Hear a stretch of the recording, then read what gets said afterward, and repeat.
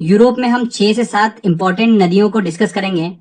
इसमें सबसे पहले नंबर पर आती है, देखिए, वोल्गा नदी। बहुत ही इंपॉर्टेंट है।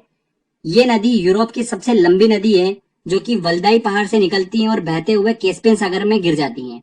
बहुत बार एग्जाम में क्वेश्चन पूछा जाता है कि वोल्गा नदी जो है वो कहाँ पर गिरती है, तो ध्यान रखिएगा, कैस्पियन सागर में गिरती है।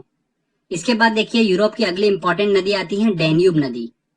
डैन्यूब नदी जो है ये यूरोप की दूसरी सबसे बड़ी नदी है, जो कि जर्मनी के ब्लैक फॉरेस्ट पर्वत से निकलती है और बहती हुई काले सागर में जाकर गिरती है। ओके, काले सागर में कौन सी नदी गिरती है? डैन्यूब नदी। काले सागर में गिरने वाली एक और इंपॉर्टेंट नदी है यूरोप की, ध्यान रखिएगा, नीपर नदी। नीपर नदी और डैन्यूब नदी, ये दोनों नदियां जो है कहां पर जाकर गिरती हैं? काले सागर में जाकर गिरती हैं। इसके बाद देखिए, अगली इंपॉर्टेंट नदी आती है राइन नदी। बहुत ही इंपॉर्टेंट है, यहां से क्वेश्चन बहुत बनते हैं एग्जाम में।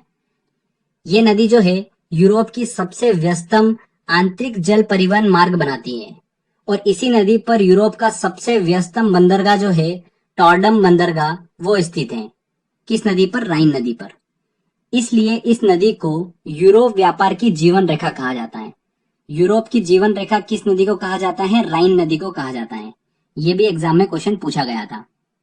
राइन नदी जो है ये आल्प्स पर्वत पर रिफ्ट वैली मतलब भ्रंश घाटी से निकलती है और बहती हुई उत्तरी सागर में जाकर मिल जाती है। अब देखिए, रिफ्ट वैली क्या होता है ये मैं आपको अच्छे से बता देता हूं। देखिए, ध्यान से सुनिएगा।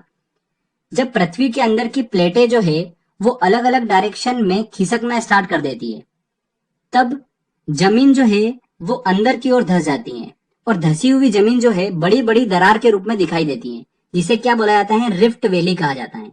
तो इसी तरीके की रिफ्ट वैली से राइन नदी का जो है वो उद्गम होता है। तो ये ध्यान रखिएगा, क्वेश्चन पूछा गया था एग्जाम में। साथ ही ध्यान रखिएगा, राइन नदी को ही कोयला नदी के नाम से भी जाना जाता है। कोयला नदी के नाम से किसे जाना जाता है? राइन नदी को। इसके बाद देखिए, यूरोप की अगली इंपॉर्टेंट नदी आती है पो नदी। पो नदी जो है इटली में प्रवाहित होती है, और इसे इटली की गंगा के नाम से जाना जाता है। किसे? पो नदी को। इसके बाद देखिए, इंपॉर्टेंट यूरोप की नदी आती है डॉन नदी। ये रूस की प्रमुख नदी है, जो कि पश्चिमी रूस से निकलती है और बहते हुए अजोव सागर में गिर जाती है। डॉन नदी कहां पर गिरती है ये ध्यान रखिएगा, अजोव सागर में गिरती है। इसके बाद देखिए, दो और इंपॉर्टेंट नदी है, टाइबर नदी और टेम्स नदी। इन दोनों से रिलेटेड एक एक पॉइंट बता रहा हूं, ध्यान रखिएगा। इटली की राजधानी रोम जो है वो टाइबर नदी के किनारे बसा हुआ है, और इंग्लैंड की राजधानी लंदन जो है वो टेम्स नदी के किनारे बसा हुआ है।